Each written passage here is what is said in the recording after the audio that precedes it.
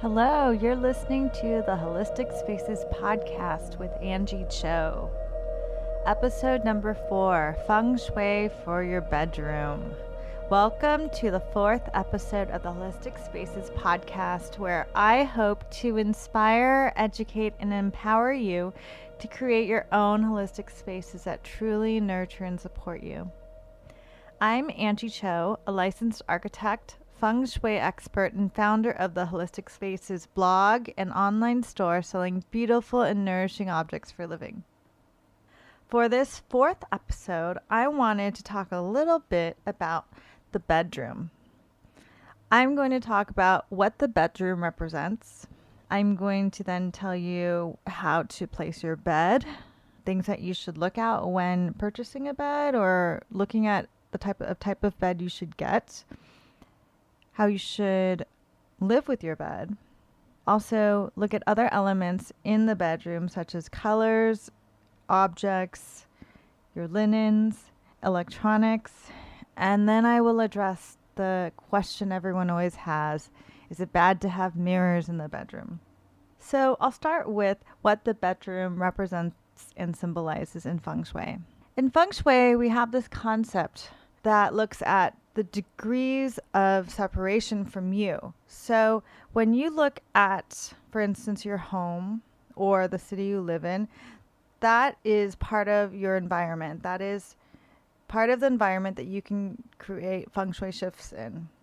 So you can create shifts in your country, you could create shifts in your city, you can create shifts in your home. But you can also get more specific and closer to you by making changes in your bedroom. You spend a lot of time in your bedroom, a lot of passive time sleeping, hopefully at least 8 hours. You're in your bedroom, falling asleep, waking up, getting dressed. And a good portion of that time is spent unconscious. So the space in your bedroom really affects you. So the closer something is to you, the more it represents you and the more it affects you. So we could even get closer. We could look at your bed. Your actual bed really does influence you in Feng Shui philosophy, and then even your clothing. And that's for another episode, but there's a whole study of Feng Shui clothing as well, Feng Shui fashion. So that's why I think it's really important that we start talking about the bedroom, because here's where you can make a lot of changes that will be really impactful, because you spend a lot of time in your bedroom, a lot of passive time, sleep. We call it, you're in a yin state, a passive state when you're sleeping. So things really affect you. You're much more open to the energies around you. So this is why your bed is really important and your bedroom is really important. So let's first look at your bed. It's really important to look at the type of bed you have.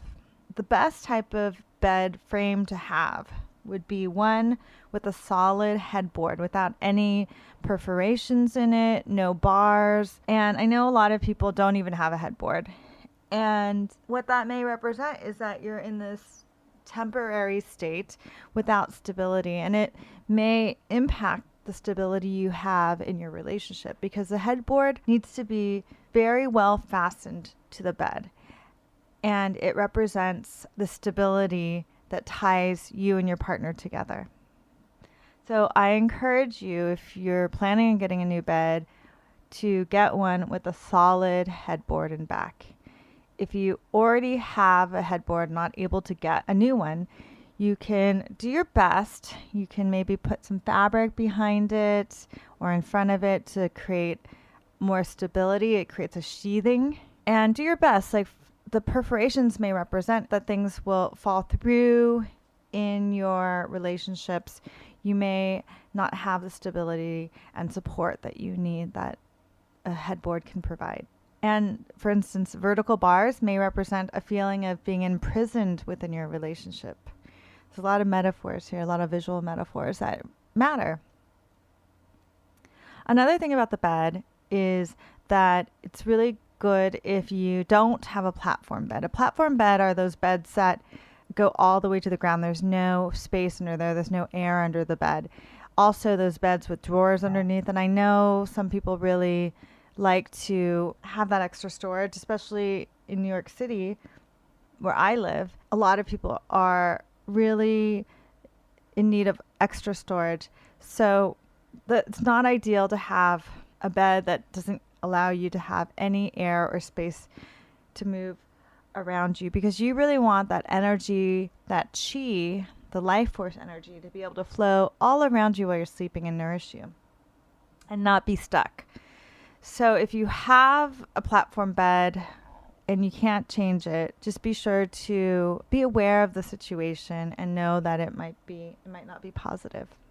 Another thing about having storage under the bed, which I just touched upon, if you have one of these beds with drawers underneath or storage underneath, or if you just have a bed and you put storage underneath it, be aware of what you are storing under the bed. So what you have underneath the bed represents you and affects you. You're sleeping on top of it. Remember, this is your passive yin state, that you're sleeping in bed, and this energy affects you. If you have letters or photos of ex-boyfriends or ex-girlfriends, or some kind of negative items, or even sharp items, hard items, those aren't great to have under your bed. Even active items like books really creates a lot of active energy and can affect your sleep. It can also represent unconscious blocks you may have in your relationships. Like, for instance, the photos of an ex-boyfriend, maybe that's what's holding you back from moving on. So I encourage you to clean up and declutter any storage under your bed. And if you have to have things under there, because I do understand sometimes you need that extra storage space, do your best to have only soft bed-related items there. For instance, linens, pillows, soft things, blankets that are sleep-related and soft and not sharp or harsh, because it's very, very close to you. Now, I'm probably going to talk about the commanding position in every episode, and so hopefully you've gotten it by now, but your bed should be in the commanding position if possible in the room. That means you're not in line with the door, and your back is, when you're laying in bed, you want to be able to see the door and the expanse of the room while not being in line with the door. So you don't want the back of your head facing the door while you're laying in bed. And this really affects you while you're sleeping, because you could get startled in the middle of the night and not know what's happening. And it really affects your stress levels and your adrenaline levels. So I encourage you to move your bed in a position so that you can see the door while not in line with the door. If you can't do that, you can set up a mirror. Usually I suggest a standing mirror of some sort in the bedroom, and make sure that when you're laying in bed, it's angled so that you can see the door. It's really important that you can see the door when you're laying in bed. Another thing about your bed location is that you don't want it in line with the door, and this is part of the commanding position. So if you have to have your bed in line with the door, if it's a very small bedroom, you can get a faceted Feng Shui crystal ball. I sell them on HolisticSpaces.com, and you can locate that in the space between your door and the bed, and that's going to take any of that rushing chi that's coming towards you while you're laying in bed. So the energy that comes in from the door will come rushing towards you while you're laying in bed if the bed is in line with the door, and it could be harmful, it can affect your health, and can affect your sleep. So if you put a crystal ball there, it's going to metaphorically and energetically shift that chi and disperse it so it's not harmful to you.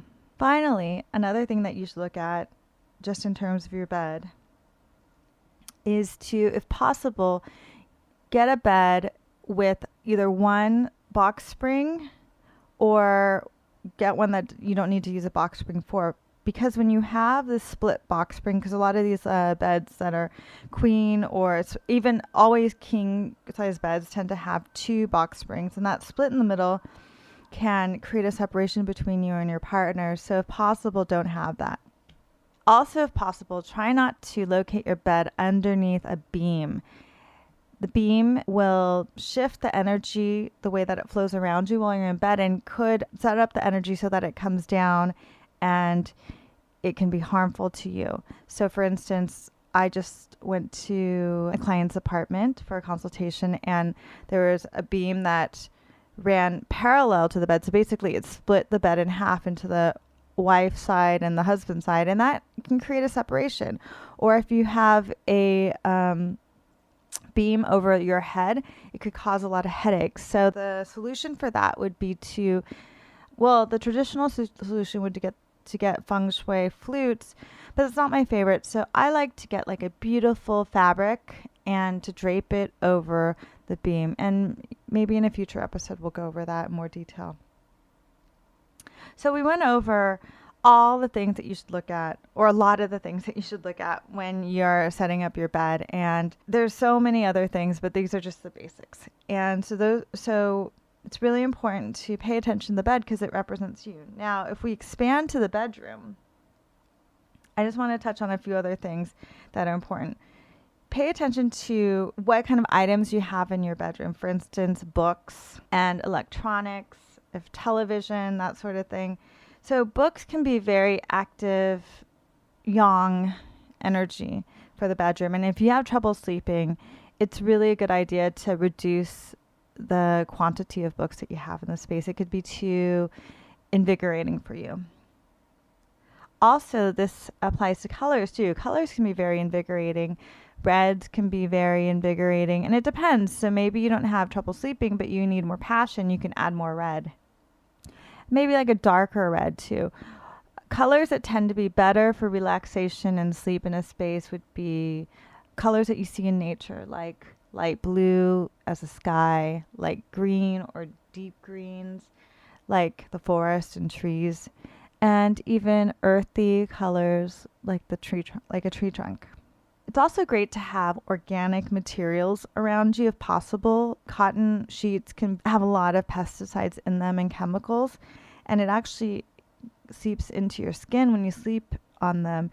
And I know this isn't always possible for people, but if you can, that's a great thing to do. Switch to organic sheets and linens. With electronics, there's something called electromagnetic forces, and that can create a lot of disharmony in your space and affect your sleep and your rest levels. So if possible, try to keep any electronics or anything plugged in at least 5 feet away from the bed. And with the television, if you have to have a television in your bedroom, it's sometimes nice if you can just cover it with a fabric, a beautiful scarf or something when it's not in use or when you're sleeping, so it can really just mellow out that active electronic energy. The last thing I'd like to cover is the mirror in the bedroom. I get this question a lot, whether or not it's good feng shui to have a mirror in the bedroom. And some of you might be thinking that. So there's a lot of conflicting information, and what I'm going to share with you comes from the BTB feng shui tradition. My teachers have told me that, so in ancient China, the story is that they believe that when you're sleeping, your spirit can leave your body. And if there was a mirror in the bedroom, that when your spirit would try to find you after it'd like to return, it might get confused as to if your body was your body or the body that's reflected in the mirror. And so that's where that comes from. And I believe there may be other schools of feng shui. There's dozens of schools of feng shui, and there may be some schools of feng shui that say no mirrors in the bedroom. But the feng shui school that I practice, BTB, thinks that mirrors are okay in the bedroom. For instance, if you need to correct your location of your bed, if you're not able to put your bed in the commanding position, then you can use a mirror to correct that and to adjust that placement. So I would ask you if you have trouble sleeping. If you have trouble sleeping, then sometimes a mirror isn't great in the bedroom, especially if it's facing the bed. Now, if you need to correct your bed for the commanding position, you should definitely do that. But if you're having a lot of trouble sleeping, if you have insomnia or have trouble staying asleep, it might be a good idea to not have a mirror directly face your bed, because it can be distracting in the middle of the night if you wake up and you see this reflection of yourself. And it could be alarming. You might see something move in the mirror, and that's a real practical reason to not have the mirror in the bedroom.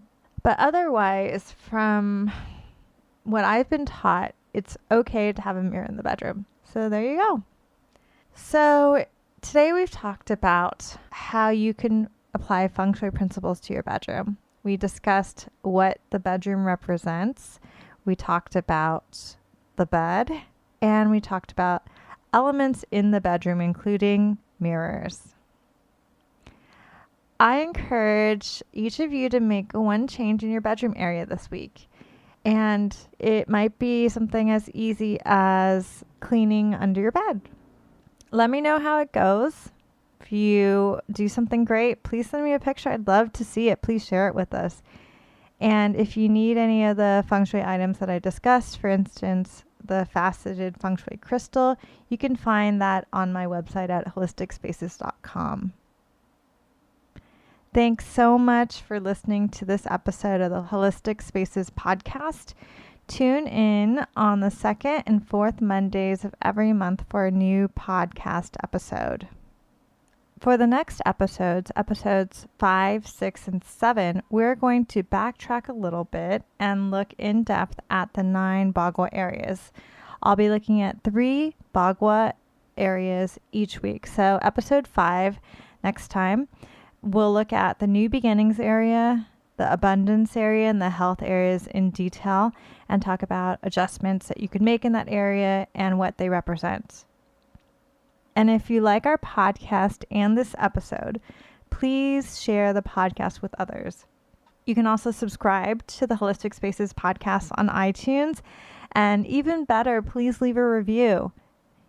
If you'd like to explore the world of holistic spaces and Feng Shui on an even deeper level, please visit my website, online store, and blog for more information about Feng Shui. I have curated items and art to help you create a holistic space for yourself.